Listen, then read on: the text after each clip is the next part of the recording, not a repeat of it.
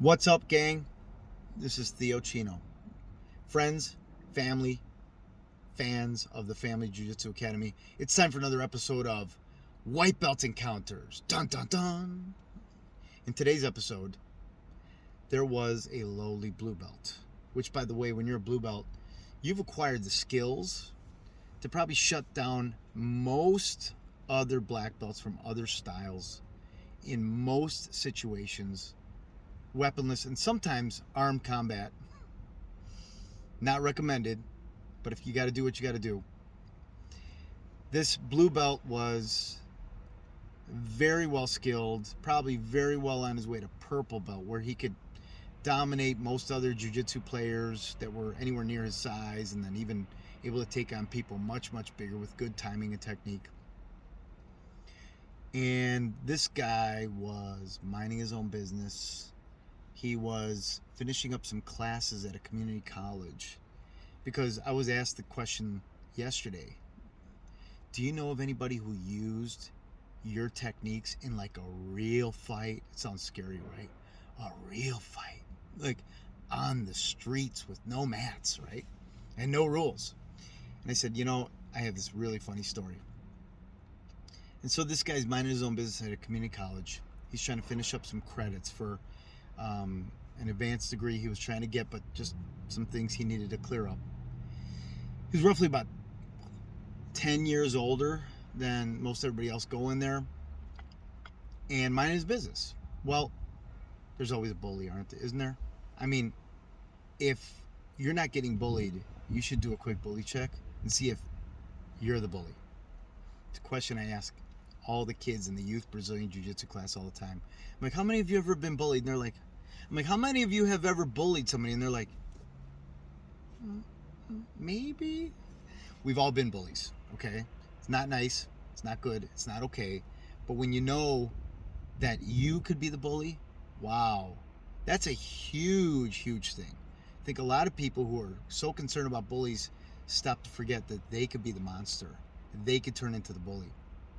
In this case, this guy was just trying to mind his own business and finish up some classes, but this guy who was about 10 years younger than him just got it in his brain, because this guy looked younger, so he didn't know there was an age difference between them.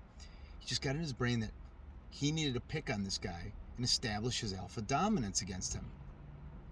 Now, the older guy, who's the blue belt, well on his way to purple belt, knew all the anti-bullying techniques. Like, hey, I don't like that. Stop that. I don't feel like playing this. You know what? I'm not scared of you. Just go away. Okay, fine. Oh, that was funny. Haha. You know what? I'm not going to give you any attention anymore. I told you no. Whatever. Try to stay away from him. Try to avoid him. All that stuff. Including one time the guy came up, started getting a little rough with him in the hallway, and he got him on the wrist and elbow grip. Got on his side, and the guy was trying to turn around to face him, and he wouldn't let him. He's just kind of holding his wrist and elbow down. And then he said, hey, you know what? You better calm down, because if we get crazy right now, I mean, there are no mats underneath us. You could fall down and get seriously hurt. And I'd feel terrible.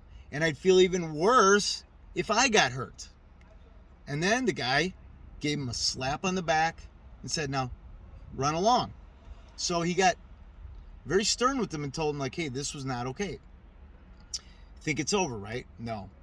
I mean, turns out that this kid, this 19-year-old kid, also worked as a valet at a nightclub where this guy used to go. He's walking out with his friends, and this guy's in full horse stance, and I won't do it, but you can read between the lines what symbols he was making with his hands at him.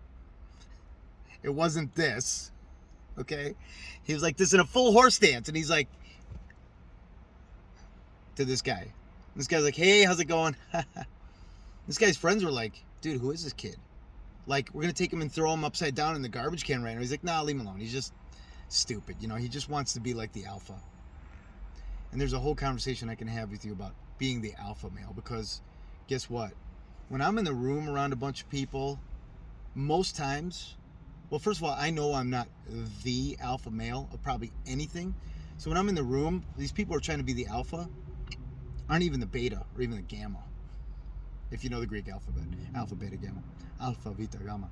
So, going back to the story, you think this guy would leave him alone?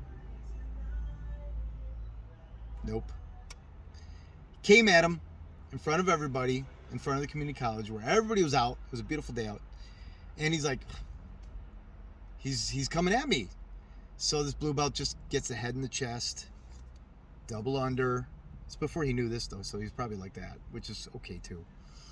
And this guy who's like thinks he's fighting this older blue belt guy, who thinks he's like the same age as him, thinks he's doing great, but what the older blue belt guy is doing is luring him over, moving him over to the grass so nobody gets hurt when they fall down. And then he just does a simple takedown on the guy. But what's funny is, see, you never know what you're messing with. This young idiot had a really good instinctual reaction or wrestled or something, but he basically reversed the blue belt onto his back. The blue belt was ready to play guard and wrap him up and control him again, etc. And but see, this is the difference between skilled and unskilled people that train. So this person just got a reversal, and even though they were totally at a disadvantage up until that point, if he knew how to follow up, he could have had the advantage and taken the advantage more and won that confrontation. Instead, he just sat there because he had no idea what he just did.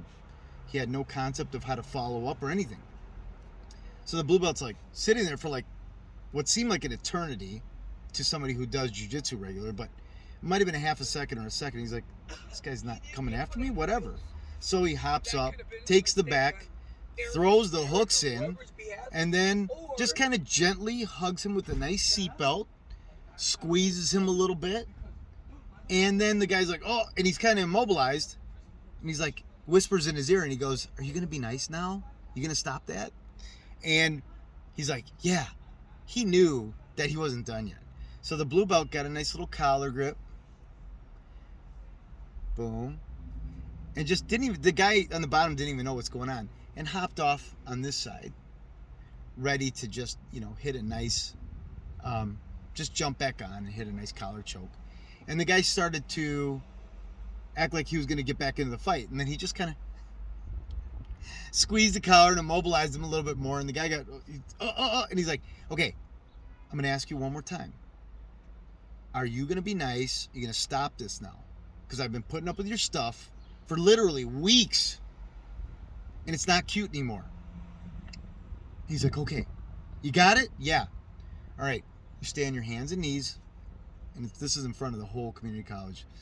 People are walking by, like droves of people. You're not going to get up until I say it's okay to get up. So this blue belt guy sat there and talked to some of his people, his acquaintances and friends there, having a good time. And he just kept on looking over. It looked like some kind of fraternity prank or something like that. He kept on looking over. He's like, not yet. And then finally he's like, okay, you can get up. Now this guy was one of the most disrespectful, most ridiculous people that you will have ever seen, the way he was treating this other guy.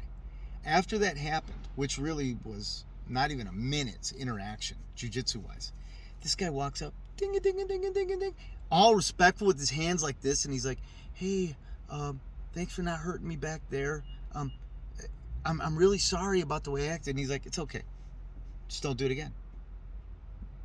And after that, nothing but respect. The guy knew about respect.